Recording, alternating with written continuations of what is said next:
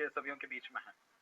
Yeah, we have been studying the Gospel of Mark, और हम मरकुस रचित सुसमाचार से कुछ बातों को देख रहे थे। and we have seen that Mark presents the Lord Jesus as the servant of God. और मरकुस जो है प्रभु यीशु मसीह को इस प्रकार से एक सेवक के एक दृष्टांत में प्रस्तुत करते हैं।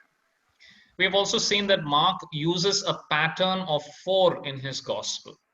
और फिर हमने ये भी देखा कि कैसे मरकुस यहाँ पर एक 4 के अंक को वहां पर अपने सुसमाचार में उत्पन्न करते हैं। Because in the Bible, 4 is a number which is associated with the earth. So the Lord Jesus came down to the earth to be a humble servant. So that's why the number 4 comes. और क्योंकि 4 number इसलिए लिए हैं क्योंकि 4 जो है यहाँ पे संसार से और धरती से जुड़ा हुआ एक अंक है, इसलिए 4 को महत्वता दी गई है। So we saw 4 miracles. So हमने 4 ऐसे आश्चर्य कर्मों को देखा था। 4 occasions where somebody said something against the Lord Jesus. और 4 ऐसे संदर्भ देखे जहाँ पे किसी ने प्रभु यीशु मसीह के खिलाफ अपनी आवाज को उठाई थी। And last time we saw 4 occasions where the Lord Jesus demonstrated his authority. और पिछली बार हमने देखा 4 ऐसी परिस्थितियां जहां पर प्रभु यीशु मसीह ने अपने अधिकार को जमाया था।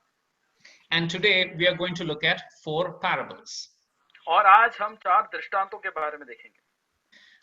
We have observed in the past that Mark wrote his gospel specifically to a Roman audience. और हमने पहले ये देख चुके हैं कि रोमियों के वहां के लोगों के लिए खासकर ये सुसमाचार लिखी गई है। And the Romans were a people who were focused on action. So Mark also is very brief. He narrates more of what the Lord Jesus did and less of what he said. और यहाँ पर रोमियों के जो लोगों की आदत है कि वो क्रिया में ज्यादा यकीन करते हैं, इसलिए यहाँ पर जो लिखी गई बातें हैं वो क्रियात्मक बातों में ज्यादा है। So, but Mark still has 4 parables that he chooses out of the many parables that the Lord Jesus said.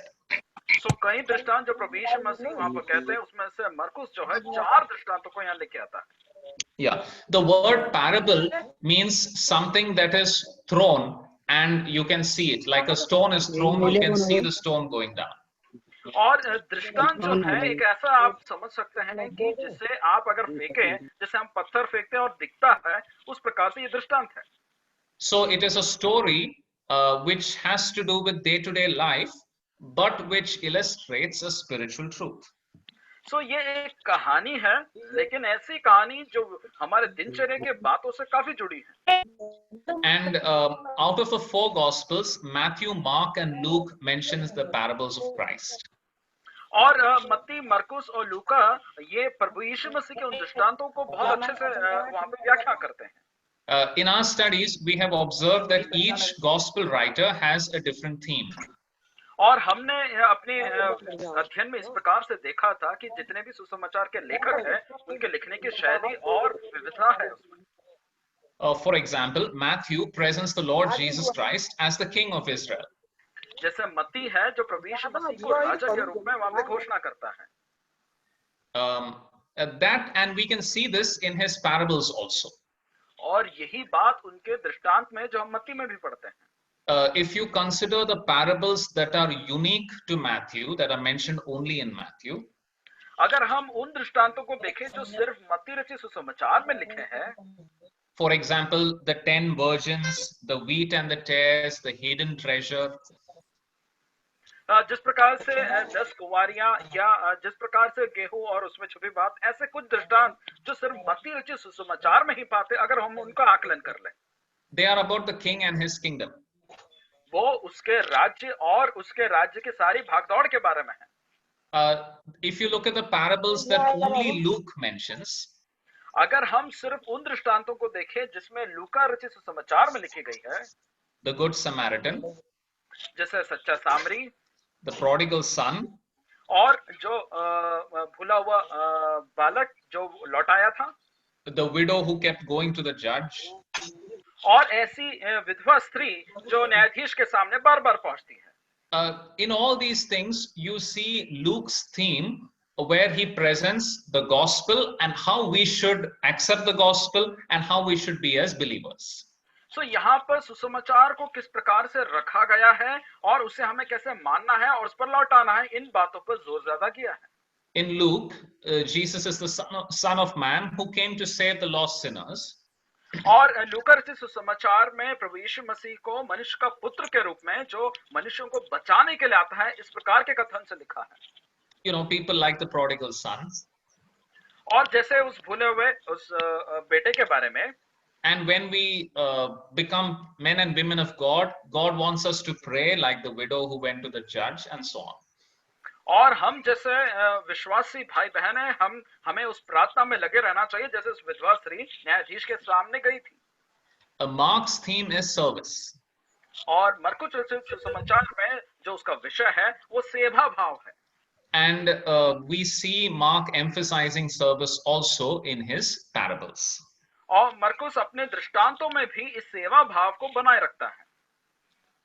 So there are some parables that are common to all three gospels and some that are specific only in one gospel.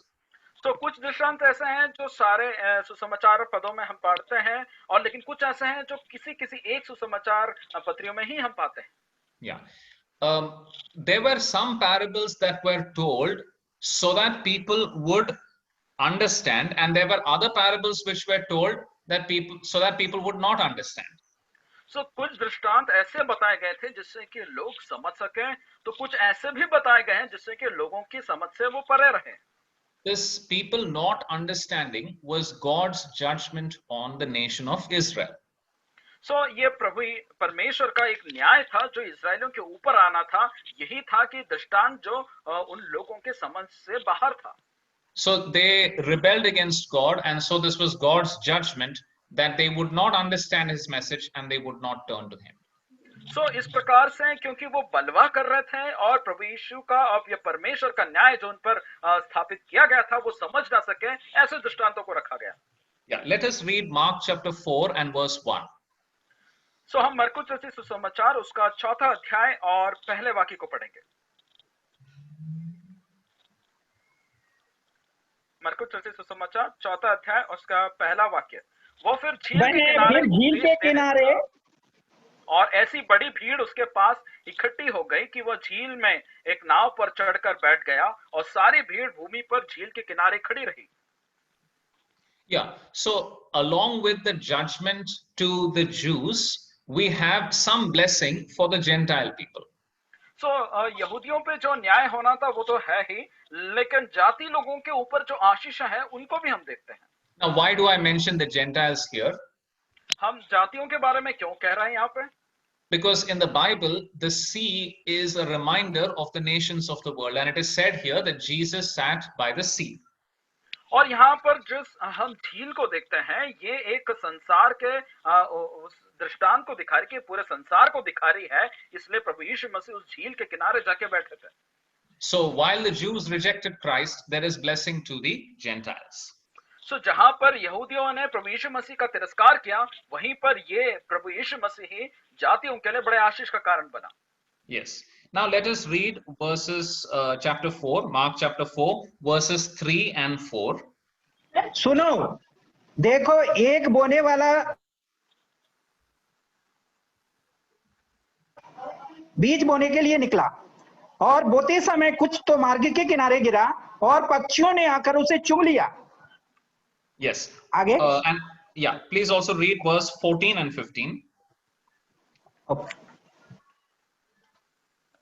14 और 15। जो मार्ग के किनारे हैं जहाँ वाक्य 14। उन्होंने सुना तो शैतान तुरंत आकर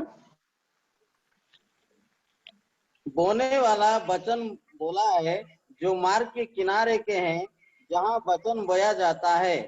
वे हैं कि जब उन्होंने सुना तो शैतान तुरंत आकर वचन को जो उनमें बोया गया था उठा ले गया है। So here we are told that there are some seeds that fell by the wayside. और यहाँ पे कहा है कि कुछ ऐसे बीज थे जो सड़क के किनारे गिर गए। Now we know that farmers will not go to the road and put their seed there. और हम जानते हैं कि किसान कभी भी सड़क के किनारे जाके इन बीजों को नहीं डालेगा। But in the field, sometimes there is a path, and some of the seeds might fall on that path that is going through the field. लेकिन खेतों में कई बार वहां पर चलने के लिए रास्ते बने होते हैं और इन चलनों के रास्तों पर शायद ये बीज गिर गए होंगे. And the path is a shortcut to cross the field. और ये वही रास्ते हैं जो पूरे खेत को चारों चक्कर लगाने की जगह बड़ी आसानी से और जल्दी उसे पार किया जा सके. So we have a reminder here that there is no shortcut to salvation, and there is no shortcut to saving souls also. So यहाँ पर हमें इसी बात को याद दिलाया जा रहा है कि हमारे उद्धार के लिए कोई शॉर्टकट या कोई छोटा रास्ता नहीं है. There is only one way, and that is the right way.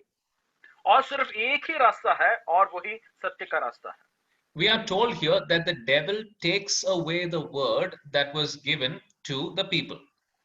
और यहाँ पर हमने देखा कि कैसे लिखा है कि शैतान उन बातों को जो विश्वासियों को दिया गया है वो उन बातों को वचनों को ले लेता है. Now the devil does not have the authority to completely control and completely control the mind of a person. शैतान के पास ऐसी ताकत नहीं कि विश्वासियों के पूरे मन को और उनके मस्तिष्क को इस प्रकार से अपने अधीन करके रख ले. But he has some tools with him. लेकिन उसके कुछ औजार हैं. One of these tools is entertainment. और एक है कि आप जिसे एंटरटेनमेंट कहते हैं. Now we know how big the entertainment industry is and how the entertainment industry tries to fill people's minds so that they cannot think about their salvation, they cannot think about serious things. So हम जानते हैं कि मनोरंजन जगत इतना बड़ा व्यापार बन चुका है कि वो आपको इस बात के लिए क्षण भर भी मौका नहीं देगा कि आप अपने उद्धार या उसके किसी भी बात के लिए सोच सकें. Another tool in the hands of the devil is business. That is, he keeps people busy with work or with making money or becoming great in their career, so they don't have time to think about their soul.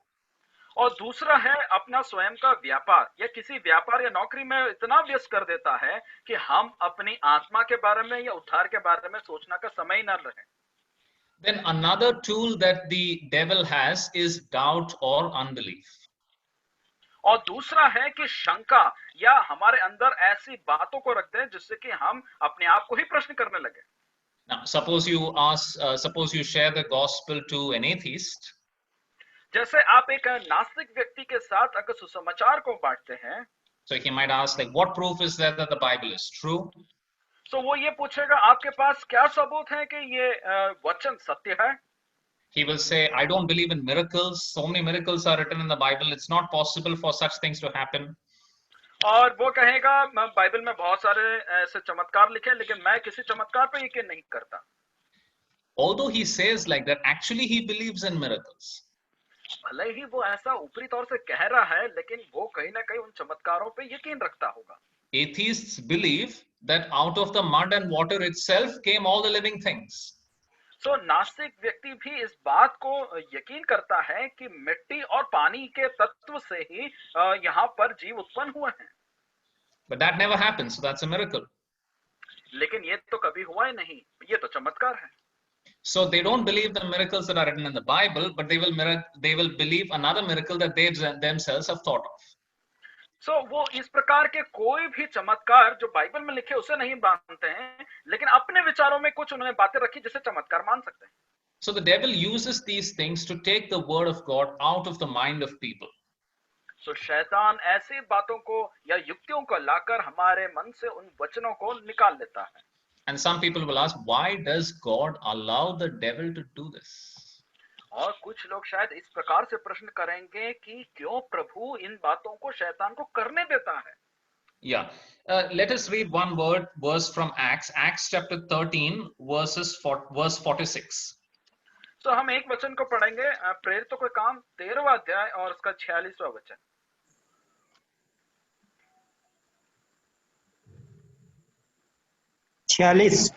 तब पौलुस और बरनबास ने निडर होकर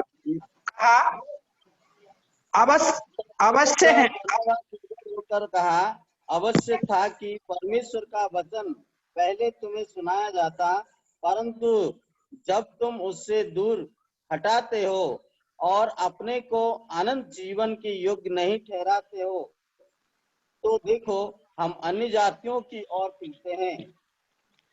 Here we see the word worthy, yogya. और यहाँ पर हम योग्य शब्द को पाते हैं. And you might ask, I mean, how is anyone worthy of eternal life? It's all of grace. कैसे कोई एक व्यक्ति अनंत काल का योग्य हो सकता है? ये तो एक अनुग्रह ही है ना. The only worthiness is this, that we were willing to receive that gift. अगर एक ही समझ इसमें निकल सकती है कि हम उस अनंत काल के योग्य इसलिए हुए क्योंकि हम उस बात को लेने के उपहार को लेने के लिए सहमत है. God does his work in salvation. सो प्रभु अपने कार्यों को उद्धार के लिए करता है. But there is some response that the sinner also has to give.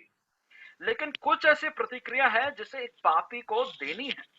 And God is looking for those sinners or those people who are willing to respond even despite all these temptations that the devil puts in front of them.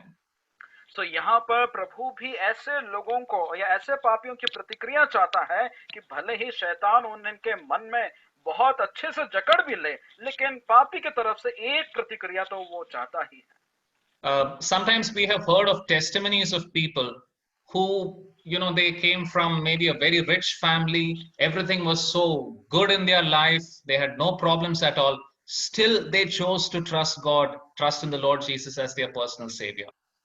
और हम ऐसे कई उदाहरणों को भी पाते हैं जहाँ पे लोग बहुत ही अच्छी धनी और संपन्न परिवारों से थे और उनकी कोई जरूरत नहीं थी, उसके बावजूद वे प्रभु पर हर जरूरत के लिए आश्रित थे. So they are saying that all these things of the world are there, but I don't want them, I want Christ. और वो कहते हैं कि ये सारी चीजें ये संसार की है तो सही, लेकिन मैं इस पर विश्वास नहीं करता, मेरा भरोसा प्रभु पर है. And God values that kind of choice. और प्रभु ऐसे चुनाव को बहुत ही महत्व देता है. So this devil takes away the word, and so there is no fruit produced from the sowing of the word. So इस प्रकार से शैतान उन वचनों को निकाल लेता है और इसीलिए जब वो बीज भले ही उस जमीन पर बोया जाए उसमें कोई फल नहीं निकलता. But those people have no excuse. They allowed the devil to take away the word. और ये वो लोग भी हैं जिन्होंने कोई कारण नहीं था और उन्होंने शैतान को इस बात की सहमति भी दी कि वो वचन को उनसे छीन कर ले जाए. Yeah. Come back to Mark chapter 4. Let us read verse 5 and 6. मरकुस रचित सुसमाचार 4 और उसका 5 और 6 को पढ़ें. और कुछ पथरीली भूमि पर गिरा जहां उसको बहुत मिट्टी ना मिली और गहरी मिट्टी ना मिलने के कारण जल्द उग आया और जब सूर्य निकला तो जल गया और जड़ ना पकड़ने के कारण सूख गया. Yeah. Then also please read verse 16 and 17. 16 और 17. और वैसे जो पथरीली भूमि पर बोए जाते थे ये वे हैं कि जो वचन को सुनकर तुरंत आनंद से ग्रहण कर लेते हैं, परंतु अपने भीतर जड़ ना रखने के कारण वे थोड़े ही दिनों के लिए रहते हैं. इसके बाद जब वचन के कारण उन पर क्लेश या उपद्रव होता है तो वे तुरंत ठोकर खाते हैं. So here there is a happiness, an emotional response is there when the people hear the word of God. और यहाँ पर हम देख सकते हैं कि एक भाव है जो खुशी का भाव है. जब जिसको सुसमाचार सुनाया जाता है वो मनुष्य इस खुशी के भाव से प्रतिक्रिया दे रहा है. But there is no root, that is the Holy Spirit has not really entered them. लेकिन यहाँ पर जड़ नहीं है और इसलिए पवित्र आत्मा का कार्य यहाँ पे आरंभ नहीं हुआ. And the sunshine, the sun of or the heat of adversity or problems is going to test everybody's faith to find out whether it's a true faith or not. और ये जो सूर्य की किरण है जो इतनी तीव्र पड़ रही है, जो परेशानी और मुसीबतों के दबाव में जब वो इंसान आता है तो शायद वो इस दबाव में टूट जाएगा. There is a very beautiful story which has been written about the Christian life. तो एक ऐसी बड़ी रोचक कहानी है जो एक विश्वासी जीवन के संबंध में लिखी है. The name is called The Pilgrim's Progress. और उसको इस प्रकार से शीर्षक दिया गया है कि एक यात्रा और उस यात्रा का बड़ा. Yeah. This book, next to the Bible, this book is one of the books which is the most translated books in the world.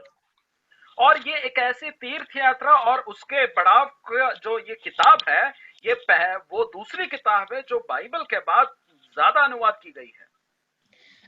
Now, in this book, there is a man whose name is Christian, and he has a heavy load on his back, and he is reading a book. और यहाँ पर एक व्यक्ति है जिसका नाम ही Christian है और उसके पीठ पर बहुत सारे उसने किताबों से बोझ लाद रखा है। And he says, the book tells me that the wages of sin is death. I am looking for a freedom from this. और किताब कहता है कि मेरी ये पाप की मजदूरी तो मृत्यु है और मैं इससे स्वतंत्रता की खोज में हूँ। And he meets a person whose name is Evangelist. और उसकी मुलाकात एक व्यक्ति से होती है जिसका नाम इवेंजलिस्ट है। And this evangelist points him to a faraway place and says, go that way, you will find a cross. When you go there, your burden will fall down. और वो व्यक्ति कहता है दूर उस जगह पर देख लो, वहां पर क्रूस है और क्रूस की ओर जब बढ़ोगे तो तुम्हारा ये बोझ हल्का हो जाएगा। So everybody in the village makes fun of him, but he is very burdened, so he starts going on his journey. गांव के सभी लोग इस बात का बड़ा मजा लेते हैं, लेकिन ये व्यक्ति दृढ़ निश्चय कर लेता है और उस रास्ते पर निकल लेता है। And there is one person in the village whose name is pliable, means he can be turned this way or that way. और एक व्यक्ति उस गांव में था जिसका नाम अंग्रेजी अर्थ में इस प्रकार से है, जो हर बात में सहमत रहता है। So he came and asked this Christian, what is this that you are doing? Where are you going? Why you are going? So वो इस प्रकार से इस व्यक्ति से पूछता है कि ये तुम क्या कर रहे हो, क्योंकि जिसका नाम ही लचीला है वो ये पूछता है कि तुम क्यों जा रहे हो, कहाँ जा रहे हो, किस लिए जा रहे हो। So he said, the evangelist has told me with the help of this book the way to the heavenly city and I'm going there. तो वो कहता है कि मेरे को एक व्यक्ति मिला था जिसका नाम इवेंजलिस्ट है, उसने कहा था कि स्वर्ग का रास्ता उस क्रूस की ओर है और मैं यहाँ से चल रहा हूँ।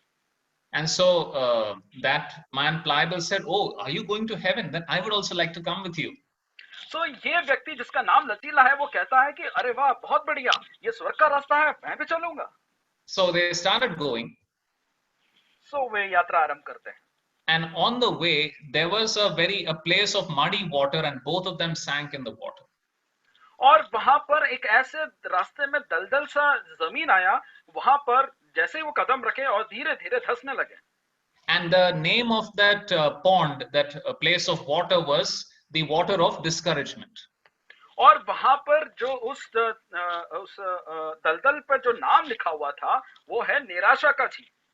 And this pliable said, they came out of the water, then this pliable said, you told me you are going to a happy place, we have come here, enough for me, I'm going back to the village.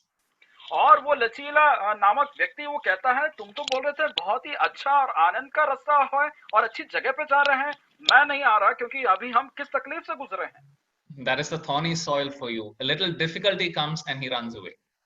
So ये वो ऐसा कांटों का रास्ता है। Sorry, rocky soil.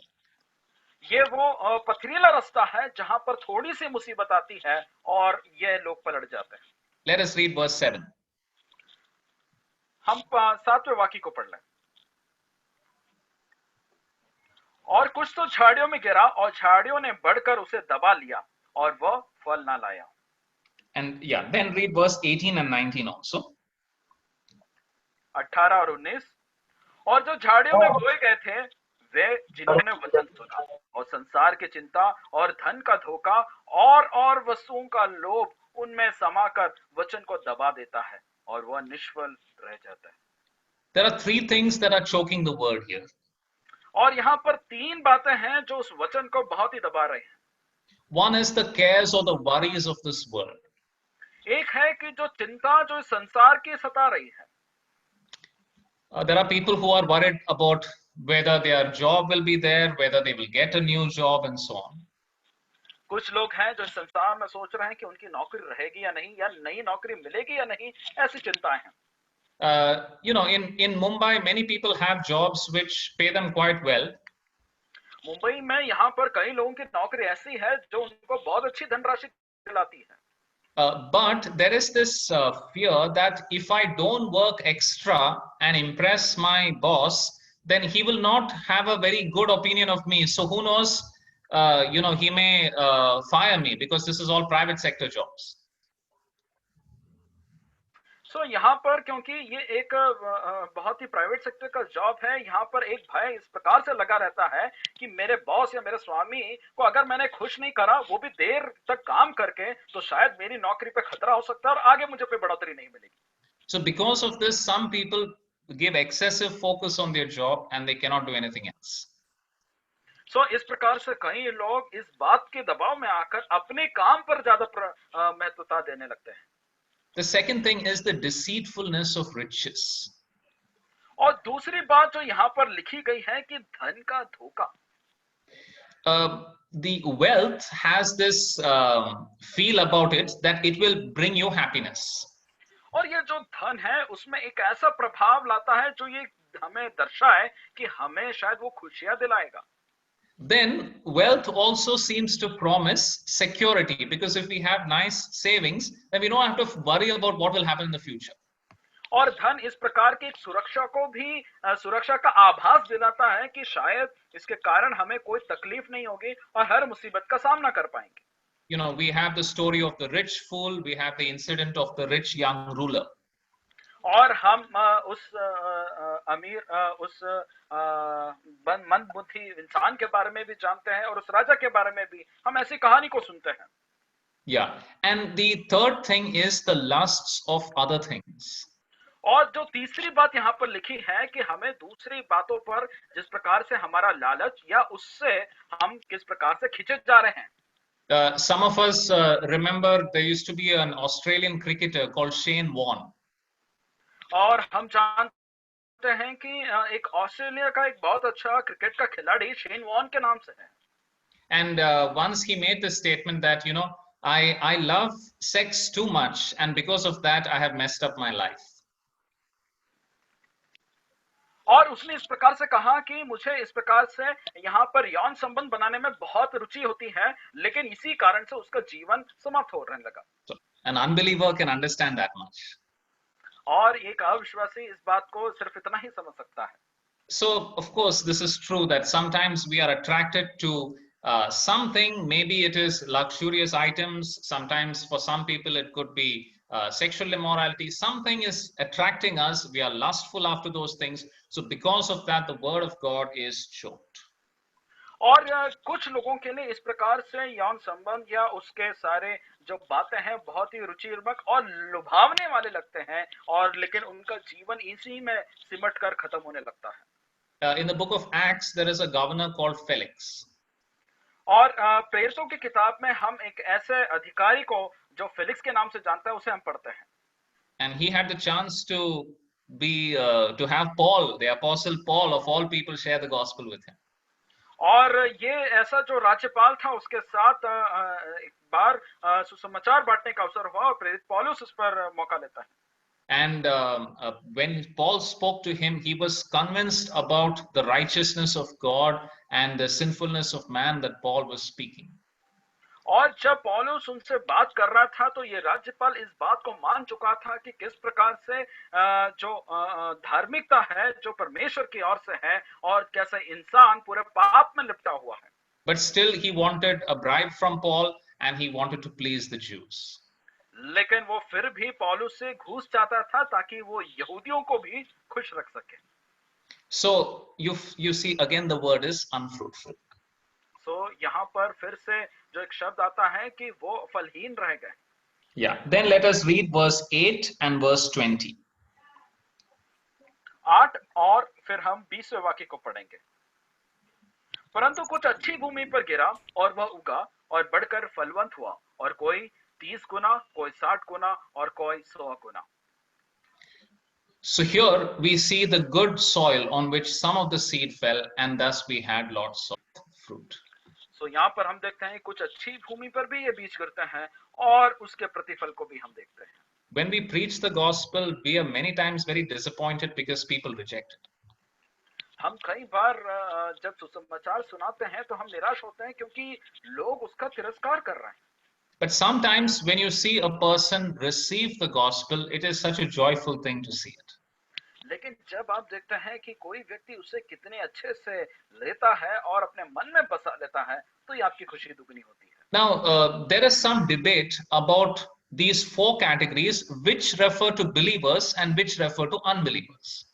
So यहाँ पर कुछ ऐसी बातों पर बहस भी है कि किन बातों को विश्वासियों के साथ जोड़ना चाहिए और किन बातों को अविश्वासियों के साथ जोड़ना चाहिए.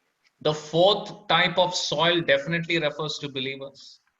So ये जो चौथी भूमि का प्रकार दिया है ये तो विश्वासियों के साथ ही जुड़ना चाहिए. The first is unbelievers because the Satan took away the message. So और जो पहली भूमि जहां पर गिरी थी वहां पर तो शैतान वचन उठा के ले जाता है, तो यहाँ पर ये अविश्वासियों के लिए होना है. But the second and third people seem to look like believers sometimes and unbelievers in some way. लेकिन जो दूसरी और तीसरी भूमि के प्रकार है वो ऐसे लोग हैं जो शायद कुछ समय के लिए विश्वासी या कुछ समय अविश्वासी दिखने लगते हैं. Now these second and third categories don't produce any fruit. So ये दूसरे और तीसरे समूह के लोग हमेशा निष्फल ही रहते हैं. Now the New Testament tells us that if a believer is not producing fruit, the Lord will do something to him, the Lord will prune him, the Lord will do something with him, maybe chastise him, and he will produce some fruit.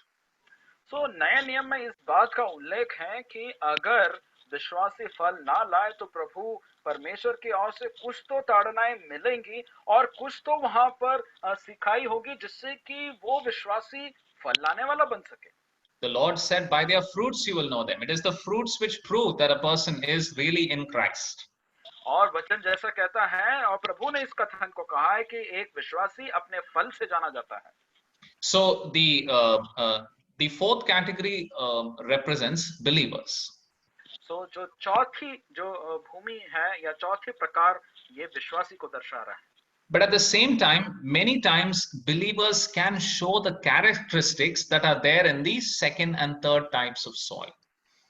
लेकिन कई बार ये विश्वासी भी ऐसे चरित्र गुणों को दिखाते हैं जो शायद दूसरी भूमि के चरित्रों में हम पाते हैं. Because even believers can allow the word to be choked by the things of this world. तो शायद ये दूसरे तीसरे भूमि के प्रकार से कि कई बार वचन हमारे बातों के कारण या हमारी इच्छाओं में दबने लगता है. Now, this parable is also there in Matthew and Luke. So ये दृष्टांत मत्ती और लूका रचित सुसमाचार में भी हम पाते हैं. If you make a comparison, अगर हम इसकी तुलना कर ले, Mark uses two words much more than the other two. और मरकुस जो है दो ऐसे शब्दों का प्रयोग करता है जहां पर हम दूसरे जगह नहीं पाते हैं. One is hear and the other is word. Vachan. Hear and word. और पहला है कि हम सुने और दूसरा है कि वचन. So Mark is trying to emphasize that making people hear the word is an important part of Christian service. So मरकुस यहाँ पे कहना चाहता है कि लोग या विश्वासी परमेश्वर के वचन को सुने या सुनना बहुत प्रभावी है. In Luke, it is the devil who takes away the word. और लूका रचित सुसमाचार में ये वो शैतान है जो इस वचन को छीन लेता है. नहीं, शायद I think it's the other word, Iblis or something. In Mark, it is Satan. मरकुस में ये शैतान है जो उस वचन को चुरा लेता है. Yeah, the devil means accuser. He is the personal enemy of the sinner as well as of the evangelist. और यहाँ पर जो शैतान है वो यहाँ पर दोष लगाने वाला है. नहीं. The other word, the other word, the equivalent of devil. Satan. No. Satan is Shaitan. That's the adversary. Devil is the accuser. That is why the दोष लगाने वाला. हाँ. So in Luke, that word is used, whereas in Mark, it is Shaitan, that is the adversary, the person who opposes our service. So एक जगह जहाँ पर दोष लगाने वाला का शब्द का प्रयोग है और एक जगह शैतान करके शब्द का प्रयोग किया गया है. We saw this in the temptation of Christ also. और जब प्रभु यीशु मसीह को प्रलोभन से या उन परीक्षाओं से गुजर रहे थे तब भी हम इस बात को पाते हैं. Mark emphasizes service, and he uses the word Satan, that is opposition to the one who opposes our work. और क्योंकि मरकुस यहाँ पे सेवा भाव को रखता है तो इसलिए वो दोष लगाने के उस भाव में लगता है. If you look at the fruit that is produced, अगर हम उन फलों को देखें जो उत्पन्न हो रहे हैं, in Luke it is only 100. लूका रचित सुसमाचार में सिर्फ 100 फलों के बारे में देख रहे हैं, 100 गुना. In Matthew it is 100, 60 and 30. और मत्ती रचित सुसमाचार में 100 और 60 इस प्रकार से हम एक गिनती को देखते हैं. In Mark it is 30, 60 and 100. और मरकुस रचित सुसमाचार में 30, 60 और फिर 100. Yeah, so it seems like every gospel writer has a different idea that he wants to give. So यहाँ पर जो सुसमाचार के लेखक हैं, ऐसा लगता है कि उनके हृदय में अलग तरीके से इस चित्रण को लाने की इच्छा थी. In Matthew, the king looks at the best fruit first, and then he looks at the others. मत्ती रचित सुसमाचार में वो राजा के रूप में सबसे अच्छे फल को सबसे पहले देखना चाहता है. In Luke, only 100 is given. लूका रचित सुसमाचार में सिर्फ 100 के बारे में कहा है. So Luke is trying to tell us that every disciple of Christ needs to have this highest aim. You don't try to be a second-rate believer, but you aim for the very best. You try to be the best possible believer, as close to God. So यहाँ पर वो इसी बात को कहना चाहता है कि विश्वासी कभी दूसरे स्तर पर नहीं परंतु पहले स्तर पर पहले ओहदे पर रहे, इसलिए वो 100 के अंक को ही लिखता है. In Mark it is 30, 60 and then 100.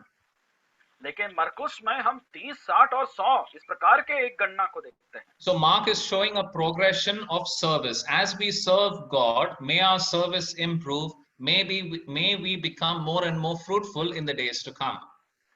और इसलिए वो इस प्रकार की गणना लिखता है क्योंकि वो एक प्रगति को दिखाना चाहता है कि जैसा जैसा हम बढ़ेंगे वैसा वैसा हम बेहतर फल उत्पन्न करेंगे.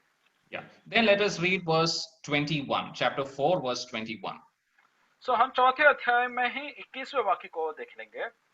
और उसने उनसे कहा, क्या दिए को इसलिए लाते हैं कि पैमाने या खाट के नीचे रखा जाए, क्या इसलिए नहीं कि दीवट पर रखा जाए? Yes. Here there are two things that can hide the light of the candle. और यहाँ पे दो चीजें हैं जो उस दीपक की उस रोशनी जो निकल रही है उसके लिए रुकावट बन सकती है. So the first is a bushel, that is a measure of weight that was used in business. और जो पहला है वो है पैमाना जिसे एक मापदंड लिया जाता था जो व्यापार में इस्तेमाल किया जाता था. And the second is the bed. और दूसरा है कि वो बिस्तर के नीचे, where we sleep on. जहां पर हम सोते हैं और उसके नीचे. So here we understand there are two things that can oppose the testimony of our gospel testimony. So यहाँ पर दो बातें हैं जो हमारे सुसमाचार की गवाही के विरोध में खड़े हो सकते हैं.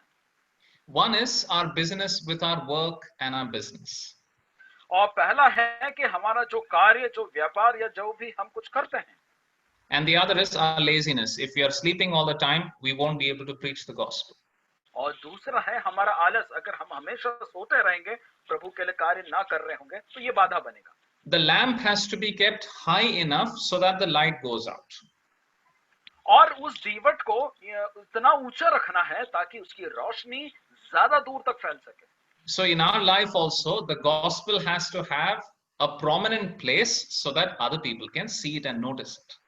So इस प्रकार से हमारे जीवन में भी ऐसी हमारी पदवी होनी चाहिए कि दूसरे लोग हमें देख सके. Yeah, read verse 22.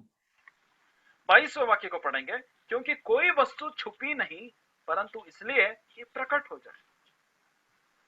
Yeah, in the Matthew and Luke, the emphasis is on the witness that the believer gives to the the witness that the believer gives to the unbelievers.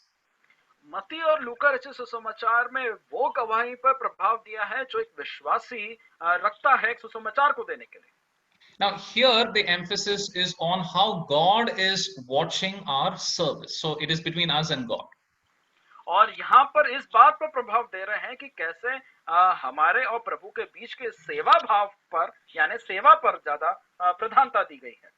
Some of our service other people don't know, but God sees all our service. और कुछ कार्य हम ऐसे करते हैं जो दूसरे नहीं देख सकते लेकिन प्रभु देखता है और वो उसका प्रतिफल देगा. Yes. Then let us read verse 24. फिर हम 24वें वाक्य को पढ़ेंगे. फिर उसने उनसे कहा, चौकस रहो कि क्या सुनते हो। जिस नाप से तुम नापते हो उसी से तुम्हारे लिए भी नापा जाएगा और तुमको अधिक दिया जाएगा। So everybody has to decide how much and in what way he will spread the gospel. तो ये हर एक व्यक्ति को इस बात को निर्धारित करना है कि वो कितना और कहां तक उस समाचार के फैलाव में अपना योगदान देगा। And the Lord is saying that the way you make efforts to spread the gospel today, in that way rewards will be given to you in heaven. तो यहाँ पर प्रभु भी कहते हैं कि जिस क्रम से तुम सुसमाचार को फैलाने में लगते हो उसी क्रम से और उसी गुणावनात से आपको भी वहां पे स्वर्ग में प्रतिफल रहेंगे। Yeah, then read verse 25. हम 25वें वाक्य को पढ़ेंगे जहां लिखता है, क्योंकि जिसके पास उसको दिया जाएगा, परंतु जिसके पास नहीं है उससे वे भी उसके पास है ले लिया जाएगा। At the judgment day, there will be some people who have used their skills and their gifts for the glory of God. और न्याय के दिन उस बात की समीक्षा की जाएगी कि किसने अपने उन टैलेंट्स को या जो उसे गुण दिए थे उनको उसने सही कार्य के लिए इस्तेमाल किया है। And they will get much more from the Lord. और जिन्होंने उसका सही इस्तेमाल किया है उन्हें जितना मिलना है प्रतिफल उससे ज्यादा मिलेगा।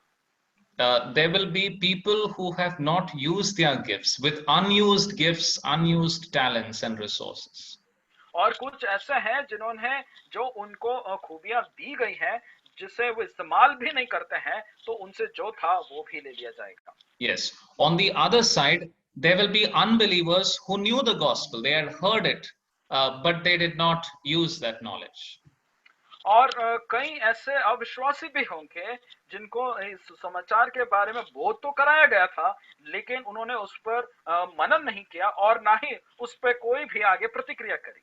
So they will even lose the opportunity that they had at that time. और फिर उनके पास ये मौका भी खत्म हो जाएगा जो उस समय उनके लिए उस बात को मानने के लिए था। So the Lord speaks about the sowing and the harvesting of the fruit, and then he also speaks about the judgment that he is going to do. So यहाँ पर प्रभु जिस फसल को बोने और उसके काटने यानी वचन के बोने और उसके प्रतिफल को लेने के बारे में यहाँ पर प्रभु कहना चाहते हैं। Yeah. Then let us read verse 26. 26वें वाक्य में इस प्रकार से लिखते हैं, फिर उसने कहा, परमेश्वर का राज्य ऐसा है जो कोई मनुष्य भूमि पर बीज छींटे। Yeah, this parable is unique to Mark. और ये जो दृष्टांत है ये बहुत ही अनोखा है। That means no other gospel mentions it. इसका मतलब ये है कि कोई और सुसमाचार में इसका उल्लेख नहीं पाते हैं। Now here we are not told who is the sower. यहाँ पर बीज बोने वाले के बारे में नहीं कुछ कहा है। In the Gospel of Matthew, there is another parable, the wheat and the tares. There the Lord says, the sower is the Son of Man.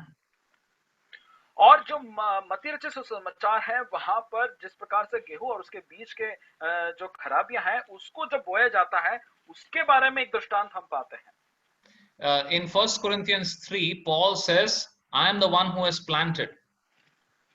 और पहला कुरिन्थियों को 3 में लिखा है कि वो मैं हूं जिसने उसको बोया है।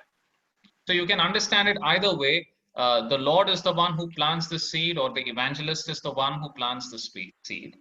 So हम इसे कैसे भी ले लें, इस बात को मान सकते हैं कि शायद वो इवेंजलिस्ट है या शायद प्रभु है जो उस बीज को बोने का काम कर रहे हैं। Then verse 27. फिर हम 27वें वाक्य में आएंगे, और रात को सोए और दिन को जागे, वह बीज ऐसे उगे और बढ़े कि वह ना जाने। Now here the interesting thing is the sower only sows the seed and then he goes to sleep. और यहाँ पे एक रोचक बात यह है कि बीज बोने वाला सिर्फ बीज बोता है और फिर जाके सो जाता है। And the earth has to bring out that fruit on its own. और यहाँ पे जो भूमि है उसे अपने आप से ही इसके प्रतिफल को लाना है। And the sower does not, the farmer does not understand how that comes out. और ये किसान नहीं जानता है कि ये कैसे उसमें से अंकुरित हो रहा है। In the same way, we don't know how Christ takes shape in the heart of a person to whom we have given the gospel. ठीक उसी प्रकार से कि हम नहीं जानते कि जिसको हमने सुसमाचार सुनाया है उसके हृदय में प्रभु कैसे कार्य कर रहे हैं. Now, there is something called follow-up. और फिर हम एक बात को देखते हैं कि उनसे फिर से पूछ लेना या उनके पीछे लगे रहना किसी बात से. Yeah, what is the meaning of follow-up? तो किसी व्यक्ति के पीछे किसी विषय पर लगे रहने का मतलब क्या है? We share the gospel once with a person, हम एक व्यक्ति को एक बार सुसमाचार सुना लेते हैं and then maybe later on we continue to have some discussion or we continue to remind him of that. और फिर कुछ समय के बाद हम उस बात की समीक्षा करते हुए उसके पास जाके उसे उसी बात को याद दिलाते हैं. Now, this is not to make the seed germinate. और इसका ये अर्थ नहीं है कि हम उस बीज को अंकुरित करने में कोई सहायता कर रहे हैं. That only God can do. ये सिर्फ प्रभु ही कर सकते हैं. But we do this follow-up to get the seed inside the person. लेकिन हम सिर्फ ये क्रिया कर रहे हैं जिससे कि वो बीज उसके हृदय में अंदर प्रवेश कर जाए. Because many people hear the gospel once and then they don't understand it. क्योंकि कई बार लोग सुसमाचार को शायद एक बार सुनते हैं लेकिन ये उनको समझ में नहीं बैठती. Once I had a couple of students and I was able to share the gospel with them. एक बार की बात है कि कुछ बच्चे मेरे साथ थे और मैं उनके साथ सुसमाचार सुना रहा था. And one day they had come home and one or two other believers also were there. और एक दिन वो मेरे घर ही पहुंच जाते हैं और एक दो विश्वासी भी उनके साथ थे. When it was time for them to go, I asked one of the believers to pray, and I said that you pray specifically for these students that they would come to know Christ. और उसमें जो विश्वासी था मैंने उससे आग्रह किया जब हमारी बातचीत खत्म हुई कि प्रार्थना करो और विशेषकर इन बच्चों के लिए या अपने इन साथियों के लिए जिन्होंने प्रभु को नहीं जाना है.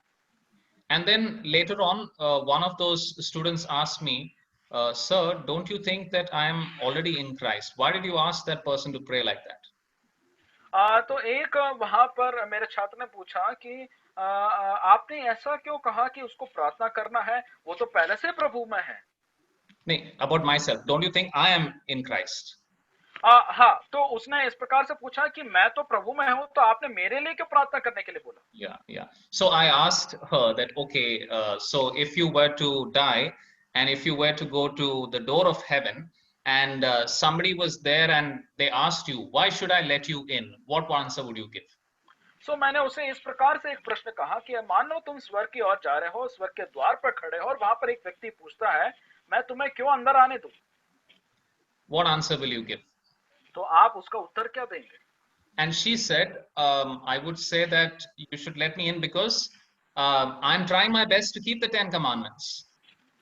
तो उसने इस प्रकार से उत्तर दिया कि मैं कहूंगी कि क्योंकि मैंने 10 आज्ञाओं का पालन बड़े अच्छे से किया है, इसलिए मुझे प्रवेश करने दिया जाए. And I thought to myself, from where did you get that? तो मैंने उससे सोचा कि ये बातें तुम्हें कहां से मिल रही हैं? I had never even mentioned the 10 commandments while preaching the gospel to them. और मैंने कभी भी उनको सुसमाचार सुनाते समय इन 10 आज्ञाओं के बारे में कहा ही नहीं था. But they have been reading the Bible. वो वचन तो पढ़ रहे थे. But you see the kind of misunderstanding that people often get. लेकिन आप समझ सकते हैं किस प्रकार की गलतफहमियां लोगों के बीच में बनी रहती हैं. So we have to keep helping people to understand the gospel, but the germination of the seed, that only God can do. इसलिए हमें जरूरी है कि हम लोगों को उस समाचार को समझने के लिए उनकी सहायता करते रहें, लेकिन अंकुरित होना यह प्रभु के हाथ में ही है. Okay, verse 28. So हम 28वें वाक्य की ओर देखेंगे. पृथ्वी आपस से आप फल लाती है, पहले अंकुर, तब बाल और तब बालों में तैयार दाना. Yes, when the blade comes out, it's the first sign of life. और जैसे ही वो अंकुरित होकर पहला वो बाल निकलता है, तो ये वो पहला चिन्ह है जहां पर कि वो जीवित है और यह जीवन है. And when Paul got saved, suddenly he started preaching Christ in Damascus. और जैसे ही पौलुस वहां पर उसे ये नया संदेश मिलता है, उसका आंखें खुलती है, वो सबसे पहले दमस्कस में जाकर प्रचार करने लगता है. But there is a progression. लेकिन एक प्रगति है जो हम देखते हैं. the year speaks of the beginning of fruit. Later on, Paul had a fruitful ministry in Antioch. और जो सालों बीते हैं वो सालों में पहला वो अंकुरित होने के वो लक्षण थे, उसके बाद हम देखते हैं कितने ही गुना वो फल लेके आए। And then you have the full corn, like the missionary journeys of Paul, where he did extensive ministry. और उसके बाद वो प्रगति इतनी हुई कि पूरे तरीके से दाना के रूप में बाहर निकलता है, जिस प्रकार से हम पौलुस के उन मिशनरी जर्नीज के बारे में, यात्राओं के बारे में देखते हैं जहां पर कलीसियाओं की स्थापना करता है। And then you have the fruit, that is the epistles and the lasting legacy of these people that Paul has brought to Christ. और उसके पास हम ऐसे पत्रियों को देखते हैं जिसके द्वारा प्रेरित पौलुस के उन कार्यों को बहुत बड़े इतिहास के रूप में उसे वहां पर संग्रह करके रखा जाता है, जहां वो पौलुस के सभी कार्यों के बारे में पढ़ते हैं। Yes. Now let us finally read verses 30 to 32. अब हम 30 से लेकर 32 तक पढ़ेंगे, जहां पर लिखता है, फिर उसने कहा, हम परमेश्वर के राज्य की उपमा किसे दें और किस दृष्टांत से उसका वर्णन करें? वह राई के दाने के समान है कि जब भूमि में बोया जाता है तो भूमि के सब बीजों से छोटा होता है, परंतु जब बोया गया तो उगकर सब साग पात से बड़ा हो जाता है और उसकी ऐसी बड़ी डालियां निकलती है कि आकाश के पक्षी उसकी छाया में बसेरा कर सकते हैं। In the previous parable, the growth was very slow, and in this parable, the growth is very fast.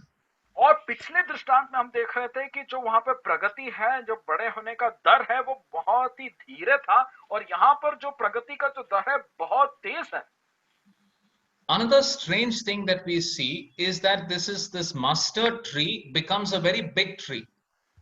और दूसरी बात यहाँ पर देखने लायक है कि ये जो राई का जो पेड़ है, ये बहुत ही बड़े पेड़ के रूप में बाहर निकलता है। Actually, in Israel, the mustard tree is a small tree, only as tall as a man is. क्योंकि इज़राइल में तो जो ये राई का जो पेड़ है, ये उतना ही लंबा होता है जितना एक औसतम एक मनुष्य की ऊंचाई होती है। So there is something abnormal happening here. तो यहाँ पर कुछ बहुत ही अनोखी बात हो रही थी। Another thing is that this tree becomes the lodging place of birds. और उसके बाद एक और रोचक बात कि ये जो पेड़ है ऐसे पक्षियों के लिए शरण स्थान बन रहा था। Now, many of us like birds.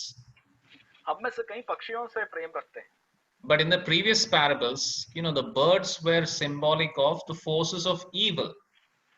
लेकिन पहले के दृष्टांत में जब देखते हैं तो ये जो चिड़िया हैं या पक्षियां हैं, ये शैतान या उसके कोई ताकतों में से गिने जा रहे थे। And even in the Old Testament prophecies, big trees with birds in them are used as a symbol of a big and an evil and a proud kingdom. और पुराने नियम में भी जब हम देखते हैं, अधिकतर जब ऐसे बड़े पेड़ तनों से लदा हुआ और जहां पर पक्षियां उसके इर्द गिर्द घूम रही है, तो हम एक ऐसे साम्राज्य को देखते हैं जो बहुत ही भयानक और बुराइयों से भरा है। Recently, I was talking to an unbeliever. और अभी की बात है कि मैं एक अविश्वासी से बात कर रहा था। And he was saying, see, you Christians, your religion is the biggest religion and you all are the most powerful people and you have exploited everybody. वो कह रहा था कि आप ईसाइयों का जो धर्म है वो बहुत ही बड़ा है और विशाल है और आपने सभीयों का शोषण किया है। Now, true, Christianity is the biggest religion in the world today. संसार में देखें तो ये जो ईसाई धर्म है, ये बहुत बड़ा धर्म है। And a lot of evil has been done in the name of this Christianity. और ईसाईयत में बहुत सारी बुरी बातें हैं जिन्हें इसके दर पर की जा रही थी। But we know very well that there is a difference, and what is the difference between a true faith in Christ versus just a Christianity in name and form? इसलिए हम जानते हैं कि वो मसीहत में सच्चे विश्वासी होने का अर्थ क्या है और एक ईसाई होने का अर्थ क्या है। So in the parables, the word kingdom of heaven is used not only for wheat but also for tares, not only for the true people of God but also for the people who just take the name of God and claim that they belong to God. और यहाँ पर जो इस प्रकार से जो दृष्टांत लिया गया है वो स्वर्ग के उस सिंहासन के बारे में भी, और उन लोगों का जो इस सिंहासन पर वहां पर अधिकार रख पाएंगे या पहुंच पाएंगे, उनकी तुलना में भी ये लिया गया है। So in mysterious form here, the Lord is predicting about how this so-called Christianity will become a big religion and an evil religion. इसलिए यहाँ पर इस बात की भविष्यवाणी की जा रही है कि कैसा ये ईसाई जो धर्म है शायद एक बहुत ही व्यापक धर्म बनेगा, और इसके साथ ही कई बुराइयां इसके तहत की भी जाएगी। So as we work and serve God, we also have to be mindful about true believers versus the fake, the counterfeit work of God. इसलिए हमें ये जानना बहुत जरूरी है, और इस बात की तुलना हम हमेशा करते रहेंगे कि एक सच्चा विश्वासी कैसा है और एक अविश्वासी या विश्वासी होने के ढोंग करने वाले व्यक्ति का बहाव कैसा किस प्रकार से दिखता है। So all the parables in Mark are about the service for God. सो मरकुस रचित सुसमाचार के जितने भी दृष्टांत है ये सेवा भाव से जुड़ी दृष्टांत है। He talks about how we sow the ground, sow the seed in different kinds of ground and get different kind of response. और देखा कि कैसे वो बीजों को अलग अलग भूमि के प्रकारों में डालता है और कैसे अलग अलग रूप से हम उसमें बढ़त देखते हैं। Do not hide your testimony under a bushel or under the bed. और हमने देखा कैसे अपनी गवाही को किसी पैमाने के नीचे या अपने बिस्तर के नीचे छुपानी नहीं चाहिए। When you share the gospel with somebody, explain it well to them, help them to understand it well, but then you step back and let God do his work in their hearts. अगर आपके पास कोई अविश्वासी आता है तो उसे सुसमाचार अच्छे से सुनाएं और समझाने की कोशिश करें, लेकिन ये प्रभु का कार्य है जिसे उसमें अंकुरित करना। And as we serve God, be careful and understand the difference between the true kingdom of God consisting of his true people versus all the so-called Christians or followers of Christ who are actually the devil's counterfeit to the true work of God. इसलिए हमें ये बात को जानना जरूरी है कि जो परमेश्वर का सिंहासन या परमेश्वर का जो राज्य, जो स्वर्ग का राज्य है, उसके सच्चे विश्वासी और उसके अधिकारी कौन कौन होंगे और वहां कौन कौन लोग पहुंच सकते हैं, और कौन जो इस बात की ढोंग में है और जो शैतान की उन ताकतों से शायद प्रभाव में कार्य कर रहे हैं। So may God help us to learn these lessons and use it even as many of us are actively involved in the service of God. इसलिए ये जरूरी है कि परमेश्वर का ये वचन हमारे हृदय में कार्य करे और इस बात की पहचान कराने में हमारी मदद करे कि कौन सेवा में सही रूप से है और कौन इस बात का ढोंग कर रहा है। May God's name be glorified. परमेश्वर के नाम की ही महिमा हो।